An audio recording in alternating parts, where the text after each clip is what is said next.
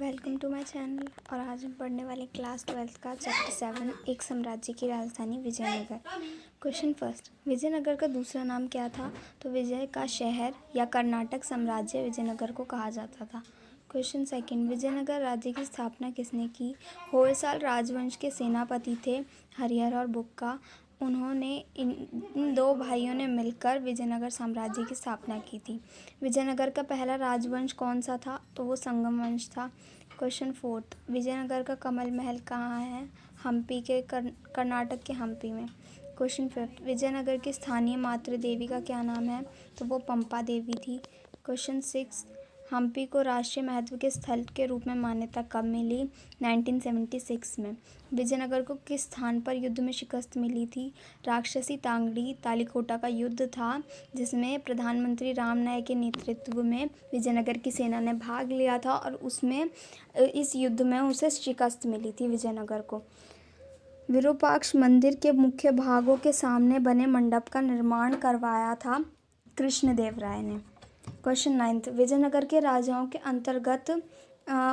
अंतर्गत अमर नायक कौन थे और ये क्या करते थे? तो साम्राज्य में शक्ति का प्रयोग करने वालों में सेना प्रमुख होते थे, जो सामान्यतः एक किले जो होते थे उन पर नियंत्रण रखते थे।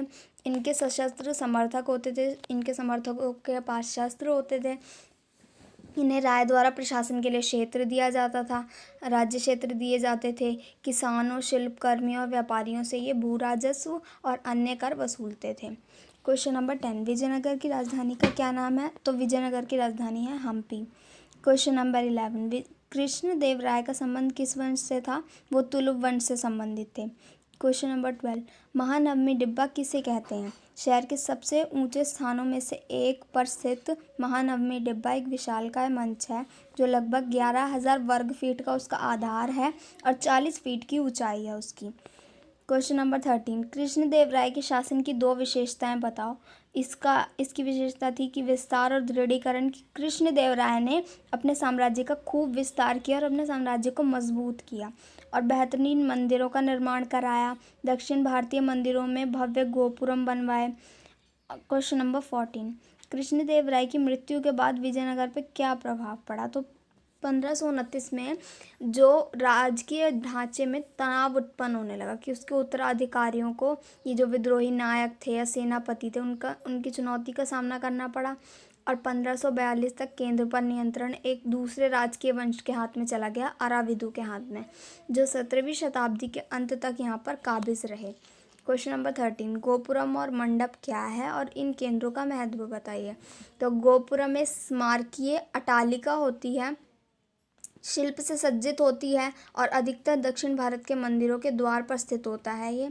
और स्तंभों पर खड़े बाहरी हॉल को मंडप कहते हैं, जिसमें लोग विभिन्न प्रकार के क्रियाक्रम करते हैं। इनका महत्व निम्न प्रकार से कि मंदिर के सभागारों का प्रयोग विविध प्रकार के कार्यों के लिए होता था। इनमें से कुछ ऐसे थे जिसमें देवी देवताओं की मूर्तियाँ, संगीत, नृत्य या नाटक के जो कार्यक्रम वगैरह होते थे वो करवाए जाते थे, उसको देखने के लिए रखी जाती थी मूर्तियाँ। अन्य सभागारों का प्रयोग देवी देवताओं का विवाह उत्सव होता था वहाँ पे आनंद मनाने के लिए, और कुछ अन्य का प्रयोग देवी देवताओं को झूला झुलाने के लिए भी होता था। तो इस वीडियो में इतना ही। नेक्स्ट वीडियो में हम पढ़ेंगे चैप्टर 9। तब तक के लिए बाय बाय।